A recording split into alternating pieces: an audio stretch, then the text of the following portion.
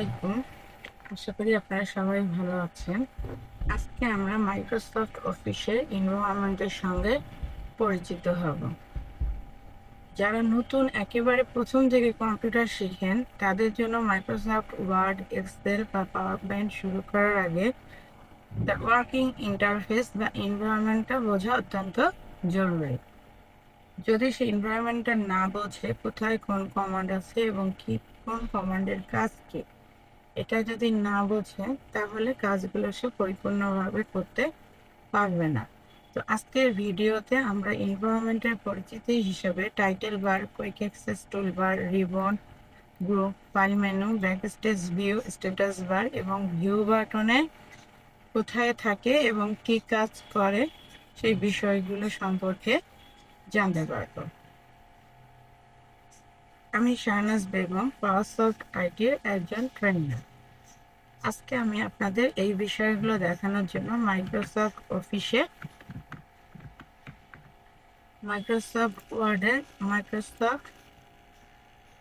Word open করলাম।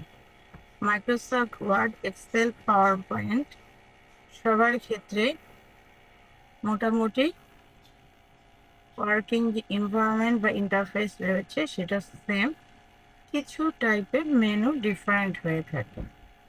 তো আজকে আমাদের সামনে যে উইন্ডোটা ওপেন আছে, এখানে আমরা কয়েকটি অংশ দেখতে পাচ্ছি। উপরে একটা অংশ, নিচে একটা অংশ, মাঝখানে সাদা অংশ। এই সাদা অংশটি হলো আমাদের ওয়ার্কিং এরিয়া বা ওয়ার্কিং স্পেস, যেখানে আমরা কোনো কিছু লিখতে পারি। ঠিক আছে, তো আজকে আমরা প্রথমে এই অংশটুকুর নাম হলো quick access toolbar. Quick access toolbar অর্থাৎ যে টুলবারগুলো খুব দ্রুত আমরা অ্যাক্সেস করতে পারি। ওয়ান ক্লিক, ফ্রিকুয়েন্টলি যে টুলগুলো আমাদের ইউজ হয় সেই টুলগুলো ওয়ান ক্লিকে অ্যাক্সেস করার জন্য আমাদের যে টুলবার অংশটুকু রয়েছে এটাকে বলা হয় quick access toolbar. Quick access toolbar দুটো জায়গায় থাকতে পারে, একটা হলো রিবনের উপরে, একটা রিবনের নিচে। এই অ্যারোতে ক্লিক করলে আমরা নিচে দেখতে পাবো শো বিলোন রিবন এবং শো অ্যাবভ দ্য রিবন। ঠিক আছে, কুইক অ্যাক্সেস টুলবার রিবনের উপরে অথবা নিচে রাখতে পারে। কুইক অ্যাক্সেস টুলবার ডান দিকের এই অংশটুকুকে বলা হচ্ছে টাইটেল বার। টাইটেল যেরকম একজন মানুষকে বোঝায় টাইটেল, ঠিক একইভাবে ডকুমেন্টকে বোঝানোর জন্য টাইটেল, অর্থাৎ ডকুমেন্টের যে নামটা আমরা দিয়ে থাকি সেটাই হলো টাইটেল বার। আমরা যদি ডকুমেন্টটা কোনো নামে সেভ করি তখন সেই নামটাই হলো টাইটেল বারে থাকে। আমরা যতক্ষণ ডকুমেন্টটা সেভ করবো না, ডকুমেন্ট তার জন্যই নেম ডকুমেন্ট 1 2 3 দিয়ে থাকে। তো টাইটেল বারে দুটো অংশ থাকে, একটা হলো টাইটেল বা নাম ডকুমেন্টে, আর দ্বিতীয় অংশটুকু হলো টাইপ। এখানে ওয়ার্ড হলে ওয়ার্ড আসবে, এক্সেল, পাওয়ার পয়েন্ট যে টাইপের আপনি অ্যাপ্লিকেশনটা ওপেন করেছেন সেই টাইপের নামটা থাকবে। ডান দিকে আমাদের কিছু অংশ রয়েছে, মিনিমাইজ, ম্যাক্সিমাইজ আর রিস্টোর এবং ক্লোজ বাটন। ক্লোজ বাটন দিলে ডকুমেন্টটা একেবারেই ক্লোজ হয়ে যাবে। ম্যাক্সিমাইজ আর রিস্টোরের কাজ হলো ম্যাক্সিমাইজ করা এবং রিস্টোর করা। মিনিমাইজের কাজ হলো আপনার ডকুমেন্টটাকে মিনিমাইজ করে দেবে। মিনিমাইজ এবং ক্লোজের মধ্যে পার্থক্য হলো মিনিমাইজ করলে সেটা টাস্ক বারে থেকে যাবে, আর ক্লোজ করে দিলে ডকুমেন্টটা একেবারে র্যাম থেকে ক্লোজ হয়ে যাবে। মিনিমাইজ করলে ডকুমেন্টটা আমাদের র্যামে ওপেন অবস্থায় থাকবে, আমরা এটাকে আবার কাজ করতে পারি। আর ক্লোজ করে দিলে একেবারে ক্লোজ হয়ে যাবে, আমাদেরকে আবার ওপেন করে নিতে হবে। ঠিক আছে, নিচে এই বারটার নাম হলো রিবন বার। এই হরিজন্টাল বারটা আসে আমাদের এমএস অফিস 2010 ভার্সন থেকে। এই পুরো বারটার নাম হলো রিবন বার। রিবন বার আমরা শো এবং হাইড করতে পারি। আমাদের যদি ওয়ার্কিং স্পেসটা অনেক বড় প্রয়োজন হয় তখন আমরা রিবন বারটাকে হাইড করে দিতে পারি। রিবন বার আমরা শো হাইড করতে পারি রিবনের ট্যাবে ডাবল ক্লিক যে কোনো ট্যাবে, অথবা এই যে এখানে যে ক্যারেটটা রয়েছে এই ক্যারেটে ক্লিক করলে সেটা হাইড হয়ে যাবে। ঠিক আছে, এখানে আমরা ধরলে মাউস পয়েন্টার ধরলে আমাদেরকে শর্টকাট দেখাচ্ছে, সেটাকে Ctrl+F1। তাহলে আমরা আবার Ctrl+F1 প্রেস করলে একই কাজ হবে। ঠিক আছে, তো যেখানে মাউস পয়েন্টার ধরলে আমরা যে ইনফরমেশনটুকু দেখতে পারি এই অংশটুকুর নাম হলো স্ক্রিন টিপস। তাহলে মাউস পয়েন্টার মুভ করলে যেটার উপরে আমরা মুভ করি তার নিচে আমরা একটা স্ক্রিন দেখতে পাই। এই স্ক্রিনের উপরে কমান্ডের নাম, কমান্ডের ডেসক্রিপশন এবং শর্টকাট থাকলে শর্টকাট কিটা দেখে। এই যে এটাকে দেখাচ্ছে এটাকে বলা হচ্ছে স্ক্রিন টিপস। ঠিক আছে, আচ্ছা। তাহলে রিবনের উপরে যেটা রয়েছে এটাকে বলা হচ্ছে কি ribbon tabs. Home, insert, design, reference, mailing, review, view, help, এগুলো হলো প্রতিটি এক একটি রিবন ট্যাব। প্রতিটি রিবন ট্যাবের ভিতরে আবার রয়েছে রিবন গ্রুপ। গ্রুপ বলতে আমরা কি বুঝি? একই টাইপসের কমান্ডগুলোকে এক জায়গায় একত্রিত করা। ক্লিপবোর্ড হলো একটা গ্রুপ, ফন্ট একটা গ্রুপ, প্যারাগ্রাফ একটা গ্রুপ, স্টাইলস গ্রুপ। ক্লিপবোর্ড হলো কি আমাদের মেমোরির একটি এরিয়া যেখানে কাট কপি করা আইটেমগুলো স্টোর হয়ে থাকে।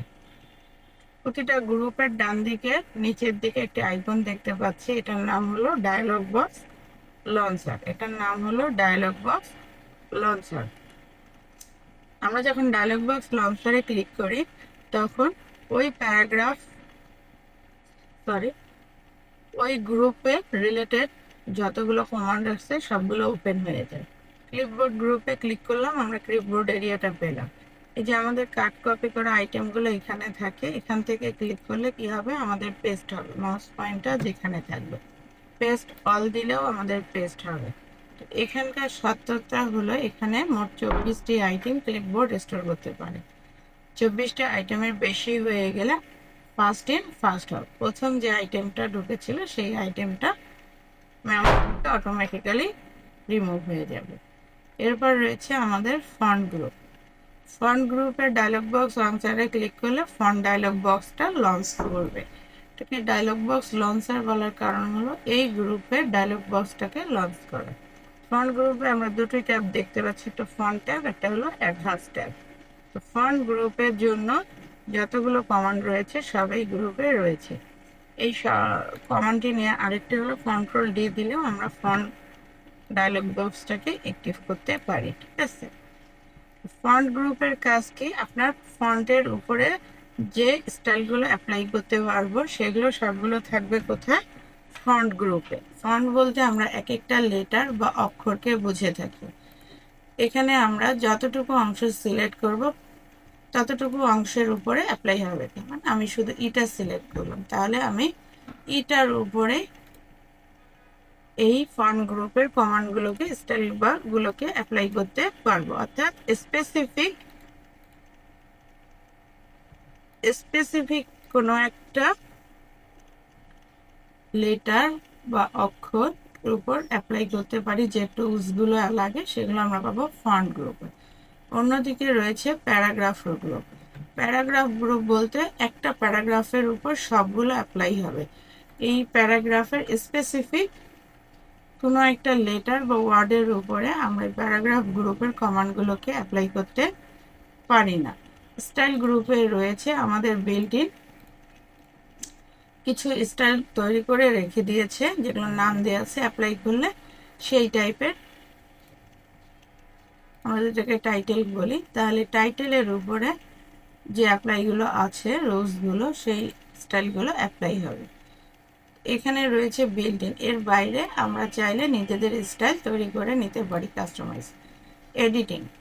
এডিটিংয়ের কাজ হলো ফাইন্ড, রিপ্লেস এবং সিলেক্ট।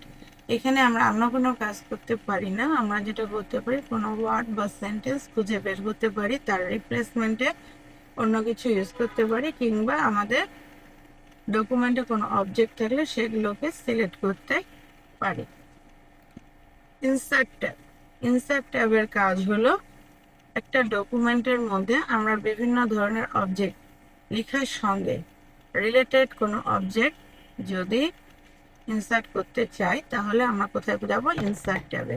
ইনসার্ট অর্থ অন্তর্ভুক্তকরণ বা ঢুকানো। তো ডকুমেন্টে যদি আমরা লেখার বাইরে আরো কিছু ঢুকাতে চাই সেটা পাবো ইনসার্ট ট্যাবে। ডিজাইন ট্যাবে রয়েছে আমাদের ডকুমেন্টটাকে আমরা কোন ফরম্যাটে ফরম্যাটিং করতে চাই। ডকুমেন্টের এখানে আমরা কি কি পাবো? কালার, ফন্ট, বিল্ট ইন কিছু রয়েছে, চাইলে আমরা এগুলো ইউজ করতে পারি অথবা নিজের মতো করে তৈরি করে নিতে পারি। ডকুমেন্টে watermark, page colour, page border. Layout হলো একটা ডকুমেন্টের লেআউট বা স্ট্রাকচার ঠিক করার জন্য, যেমন সেখানে মার্জিন কতটুকু দিব, ওরিয়েন্টেশন বা সাইজ, পেপার সাইজ কি হবে। রেফারেন্স আমরা ইন জেনারেল যেটা বুঝি, একজন আরেকজনকে রেফার করা। ঠিক রেফারেন্স ট্যাবের মধ্যে এই ডকুমেন্টের বিভিন্ন কন্টেন্ট, একটা কন্টেন্ট আরেকজনকে রেফার করাটাই হলো রেফারেন্স ট্যাবের কাজ। মেইলিং ট্যাব, মেইল বলতে আমরা মেইল করে থাকি, ধরুন মেইল রিলেটেড, সেটা হতে পারে ইমেল অথবা শুধু মেইল মাল্টিপল রেসিপিয়েন্টের কাছে অ্যাট এ টাইম একটা ডকুমেন্টকে সবার জন্য তৈরি করার জন্য যাবতীয় কাজ আমরা কোথায় করতে পারি, মেইলিং, মেইল দেওয়া, লেবেল কিংবা এনভেলপ তৈরি করার জন্য। ঠিক আছে। রিভিউ, রিভিউ হলো পুনরালোচনা, অর্থাৎ আমার ডকুমেন্টে যা কিছু আছে এখানকার ভুল ভ্রান্তি থাকলে সেটা কারেকশন, যেন spelling check, word counting. View আমার ডকুমেন্টটাকে বিভিন্ন স্টাইলে দেখানো, যেরকম রিড মোড, রিড মোড হলো শুধুমাত্র রিডিং করবো আর কিছু থাকবে না। এসকেপ প্রেস করলে আমরা করে আমাদের প্রিন্ট লেআউট মোডে আসলাম। প্রিন্ট লেআউট হলো ডিফল্ট।